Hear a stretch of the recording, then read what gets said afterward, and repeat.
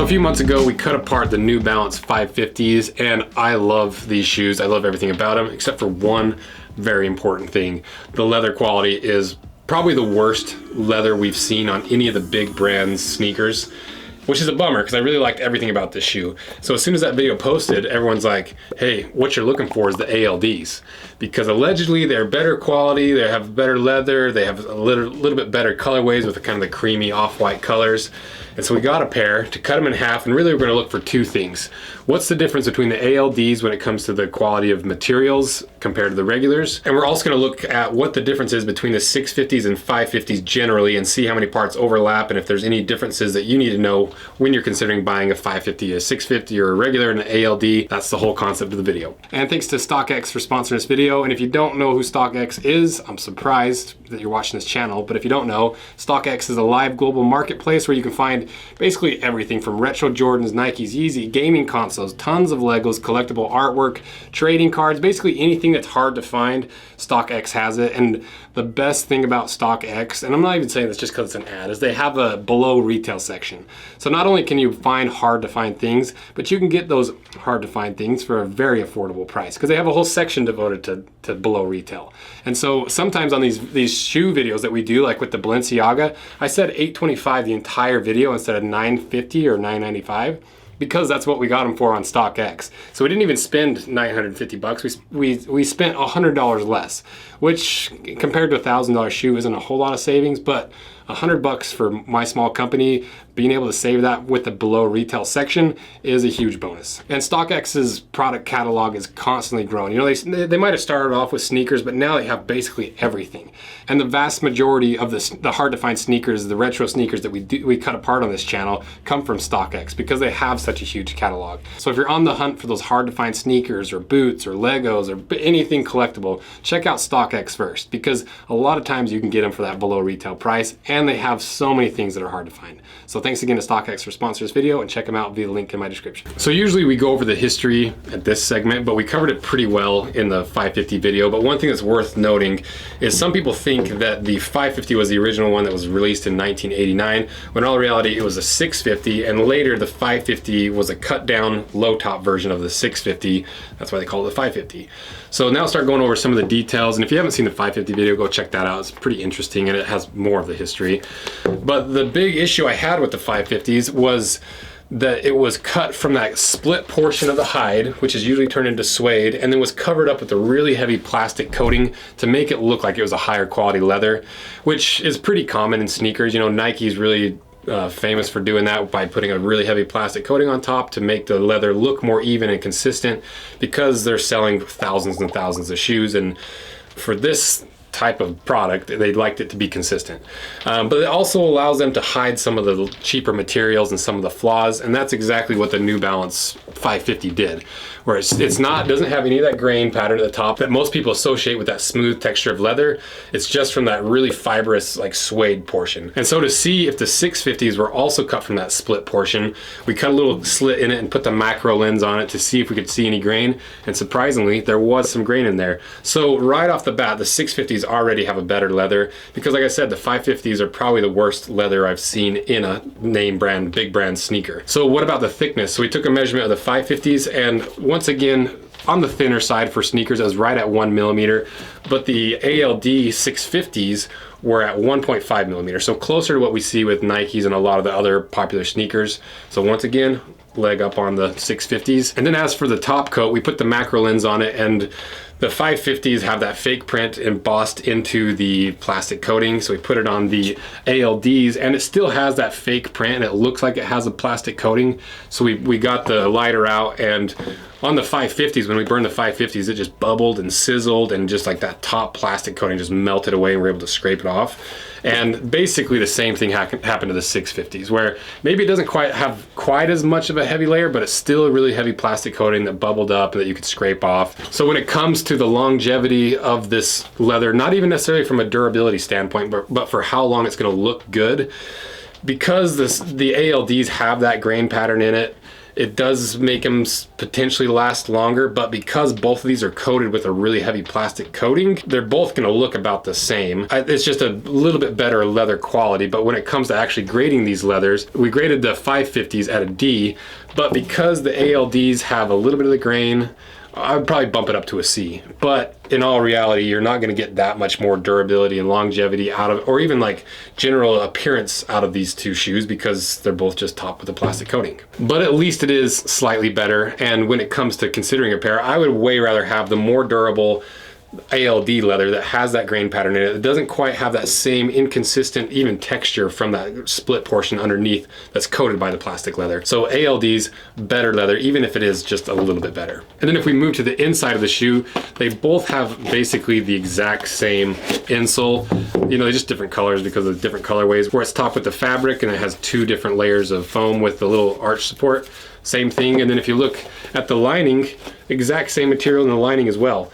So it seems like a lot of the components are shared across the 550 to the 650 and from the regulars to the ALDs, especially the synthetic components, because if you look even closer on the inside, you'll see that there's that same fiberboard lasting board that we saw in the 550s. And this was something I really liked about the 550s, because the way this shoe is built is not the same way that most shoes are built, where that upper stops where the strobel stitch begins, that's strobel stitching that lasting material to the upper. This upper wraps all the way underneath and is tucked underneath the lasting board.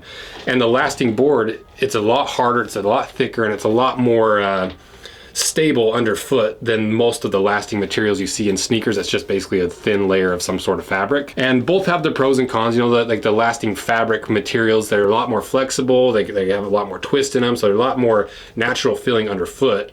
But the lasting boards, like this fiber board, it offers you a lot more stable platform. It gives you a little bit more rigidity. It breaks into the shape of your foot a little bit more, so you get a little more custom fit. So if you like the feel of more of a boot underfoot rather than a sneaker, that's part of why I really like this shoes, because it's almost like a boot sneaker. And then if we look at the outsole, exact same outsole, same pattern, obviously just different colors. And we'll see when we get it cut in half if they're the same thicknesses, because that's another thing I really liked about the 550s. It was the thickest rubber we'd seen in basically any sneaker that's a name brand sneaker. And we also ran a durometer test on the outsoles to see if they're the same rubber compound, and they both came in at about 75 Shore A, which tells me that they're probably the exact same outsole, just different colors. And then finally, to the last thing we're going to talk about is the construction. So both of these are cemented construction that are board lasted and also have that sidewall stitch that has that unique little window right here where you can see the actual foam midsole in here. And obviously the sidewall stitching stops there. And somebody in the comment section of the 550 video mentioned that that was originally designed to allow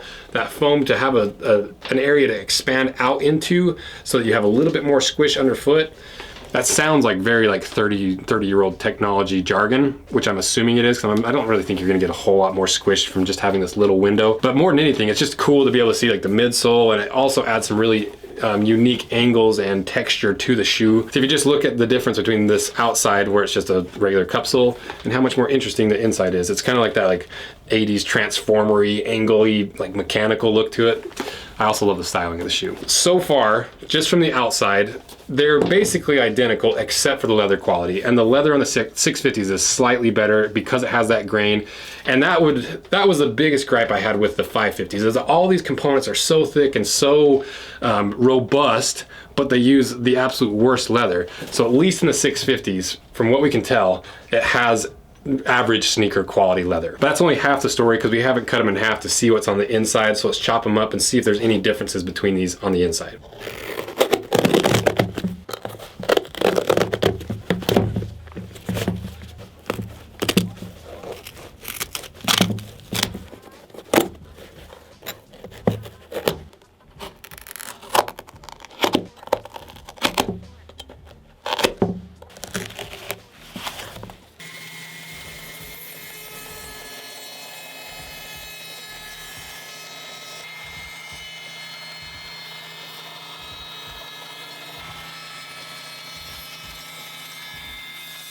All right, we got them cut in half, so let's see what's inside.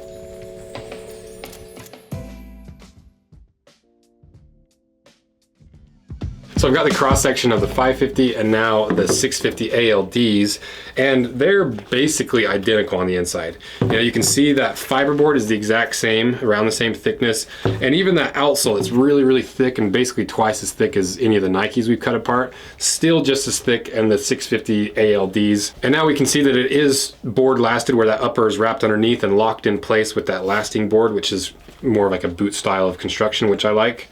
And everything else is exactly the same except for the foam on the inside of the 650s. It's just a little bit taller. You know, in the 650s, it's 13.6 millimeters tall at the heel and 6.25 millimeters at the toe, versus the 550s are 12 and 4.8. So just a slight difference. And that, once again, might just be a margin of error from the factory or the different models. And we also tested the durometer of these foams, and they came in at 40 short A, so exact same foam densities and squishiness. And now what's the difference between the ALDs and the 550s?